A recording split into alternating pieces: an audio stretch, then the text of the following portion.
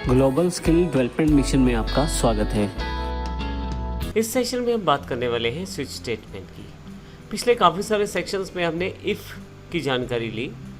जब आपके पास कुछ ही कंडीशंस होती हैं तो इफ़ बड़ा सूटेबल रहता है कंट्रोल फ्लो को बनाकर रखने के लिए, जिससे कि आप बड़ी आसानी से डिसीज़न ले सकते हैं। परंतु जब आपके पास बहुत सारे ऑप्शंस हों तो आप अगर किसी एक ऑप्शन का चुनाव करना चाहते हैं तो स्विच स्टेटमेंट सबसे बेहतर ऑप्शन रहता है और प्रोग्रामिंग में इसका प्रयोग भी बहुत ज़्यादा किया जाता है। तो स्विच स्टेटमेंट का प्रयोग तब किया जाता है जब आपके पास काफ़ी सारे ऑप्शंस अवेलेबल रहते हैं और उनमें से आपको किसी स्पेसिफिक को सिलेक्ट करना होता है, किसी खास को चुनना होता है। आइए देखते हैं इस बॉक्स में किस तरह से हम स्विच का प्रयोग करते हैं। असल में स्विच जो है वो कंडीशन नहीं, एक वेरिएबल एक्सेप्ट करता है, यानी कि हम यहाँ कंडीशन स्पेसिफाई नहीं करते, हम केवल एक वेरिएबल इसे पास करते हैं। जो वेरिएबल इसे पास किया जाता है वो वेरिएबल स्विच के अंदर वाले ब्लॉक में हर एक केस के साथ अपने आप को मैच करता है। तो स्विच में बहुत सारे केसेस हमारे पास हैं, जैसे यहाँ पे हमने केवल 2 केसेस दिखाए हैं, एक रेड में दिखाया गया है और एक ब्लू में दिखाया गया है। तो वेरिएबल जब पास किया जाएगा स्विच पे तो वह सबसे पहले केस 1 से कंपेयर करेगा अपने आप को।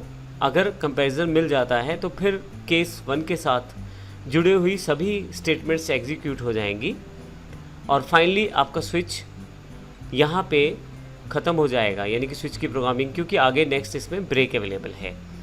तो जैसे ही आपका वेरिएबल जो है इस केस से मैच करता है, स्टेटमेंट एग्जीक्यूट होगी और आपका जो प्रोग्राम फ्लो है यहाँ पे ब्रेक हो जाएगा और आपके पास स्विच से अब बाहर आ जाएंगे।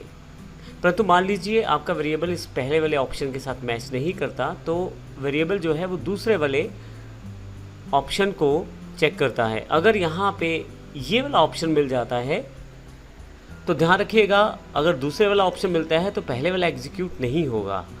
जब भी आप किसी वेरिएबल को पास करते हैं तो जो उसका मैचिंग केस होता है केवल वही एग्जीक्यूट होता है। अब यहाँ पे यदि मैं केस वैल्यू जो कि ब्लू कलर में है, अगर इससे मैच हो जाता है वेरिएबल, तो ऐसे केस में इसके साथ जुड़ी हुई सभी स्टेटमेंट्स एग्जीक्यूट हो जाएंगी। फाइनली आपके पास ब्रेक है तो उसके पश्चात स्विच से आप बाहर आ जाएंगे। परंतु मान लीजिए वेरिएबल जो है वो इनमें से किसी भी केसेस के साथ मैच नहीं होता। ऐसे केस में डिफ़ॉल्ट ऑप्शन एक अवेलेबल रहता है। यदि कोई भी केस आपके वेरिएबल के साथ मैच नहीं होता तो डिफ़ॉल्ट जो ब्लॉक रहता है वो एग्जीक्यूट हो जाता है। तो इस तरह से स्विच कार्य करता है। पूरी तरह से समझने के लिए आइए हम इसको प्रैक्टिकल एग्जाम्पल के रूप में स्विच एग्जाम्पल डॉट जावा के रूप में देखते हैं। यहाँ हमारे पास स्विच एग्जाम्पल के रूप में पहले से एग्जाम्पल अवेलेबल है और स्विच एग्जाम्पल क्लास हमने यहाँ पे डिफ़ाइन की हुई है। उसमें हमने एक public static void main method को फॉलो किया है और फाइनली यहाँ से हमारी कोडिंग शुरू होती है जो यहाँ तक हमारे पास चलती है। तो आइए देखते हैं किस प्रकार से हम इसका प्रयोग कर सकते हैं। सबसे पहले मैंने यूज़र की आसानी के लिए एक प्रिंट आउट दे दिया है पहले से ही। मैं चाहता हूँ यूज़र इस एग्जाम्पल को फॉलो करते हुए बड़ी आसानी से चीज़ों को पहचान पाए। तो ये जो एग्जाम्पल है एक तरह से एक छोटा सा एटीएम टाइप एग्जाम्पल है। जब आप एटीएम में जाते हैं तो आपके पास काफ़ी सारे ऑप्शन पूछे जाते हैं कि आप विड्रॉल करना चाहते हैं मनी, या आप डिपॉजिट करना चाहते हैं, मिनी स्टेटमेंट चाहते हैं या बैलेंस। कुछ इस तरह से हमने यहाँ पे इस एग्जाम्पल को भी तैयार किया है। तो मान लीजिए आप विड्रॉल करना चाहते हैं तो करेक्टर हमने यहाँ पे एक वेरिएबल लिया है जिसमें चूज़ में आप अपनी चॉइस डाल सकते हैं। मैंने W डाला है तो इसका अर्थ है कि मैं यहाँ पे इस वेरिएबल में चूज़ में W स्टोर करवा दिया है। स्विच में हम इस वेरिएबल को पास करेंगे। यहाँ पे आप अपनी प्रोग्रामिंग स्किल्स को बढ़ाने के लिए यहाँ पे इससे पहले इफ़ या इस तरह के काफ़ी सारे ऑप्शन ले सकते हैं जिससे आप इन वेरिएबल्स या इन वैल्यूज़ को वहाँ से कंडीशन के अकॉर्डिंग भी सिलेक्ट कर सकते हैं। अभी मैं सिंपल एग्जांपल बता रहा हूँ यहाँ पे आपको। तो जैसे ही करैक्टर चूज़ जो है हम स्विच में पास करेंगे तो अल्टीमेटली अभी चूज़ में W है। मान लीजिए हमें नहीं पता कि इसमें क्या है, तो सबसे पहले चूज़ जो है वो इस केस के साथ अपने आप को कंपेयर करेगा। तो अभी यहाँ पे क्योंकि करैक्टर हमने यहाँ लिया है तो यहाँ कंपैरिजन के लिए भी करैक्टर को ही प्रयोग किया है। तो जैसे अगर ये मैच हो जाता है ये ऑप्शन तो उस केस में यहाँ पे ये वाला स्टेटमेंट एग्जीक्यूट हो जाएगा और फाइनली आपके पास यहाँ पे ब्रेक हो जाएगा स्विच। उसके बाद आप स्विच के ब्लॉक से बाहर आ जाएंगे और उसके बाद आपके पास कुछ भी एग्जीक्यूट करने के लिए नहीं होगा। मैं थोड़ा सा इसमें एक लाइन टाइप कर देता हूँ ताकि और आसान हो जाए समझना। मैंने एक लाइन टाइप कर दी है, you are now out of switch. तो यानी कि आप जब स्विच से बाहर आएंगे तो आपको पता लग जाएगा आप स्विच से बाहर आ गए हैं। मान लीजिए पहला केस मैच नहीं करता तो दूसरे केस से चूज़ को कंपेयर किया जाएगा और यहाँ पे जो स्टेटमेंट्स हैं उन्हें प्रिंट करवाया जाएगा। मान लीजिए ये भी केस मैच नहीं करता हो तो तीसरा, चौथा, इस तरह से काफ़ी सारे केसेस आप डिफाइन कर सकते हैं।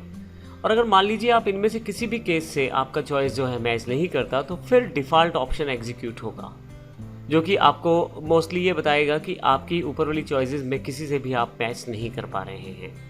तो आइए अब शुरू करते हैं। हमने यहाँ W दिया है, अब हमें पता है कि ये पहले केस में जाकर एग्जीक्यूट हो जाएगा। तो मैं इसे यहाँ कंपाइल करके देख लेता हूँ।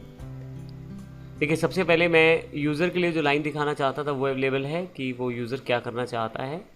अब अगर आपने W डाला है तो यहाँ पे उसके according you can withdraw amount, और फाइनली उसके बाद सीधा आप एग्जिट कर गए हैं क्योंकि ब्रेक आपके पास अवेलेबल था यहाँ पे। तो you are now out of switch. तो इस कारण से आप स्विच के ब्रैकेट से बाहर आ गए हैं। मैं यहाँ पे चॉइस चेंज कर लेता हूँ, इसकी जगह मैं M कर देता हूँ, यानी कि मिनी स्टेटमेंट। मैं यहाँ एग्जीक्यूट करता हूँ इसको और ओके कर देता हूँ। तो अब देखेंगे आप, you can get mini statement, you can check balance on screen, ये दो ऑप्शन दिखाए गए हैं। ऐसा क्यों हुआ है? और फाइनली फिर आउट ऑफ स्विच क्या है। अब देखिए, मैंने इस एग्जाम्पल में थोड़ा सा फेरबदल किया है समझाने के लिए।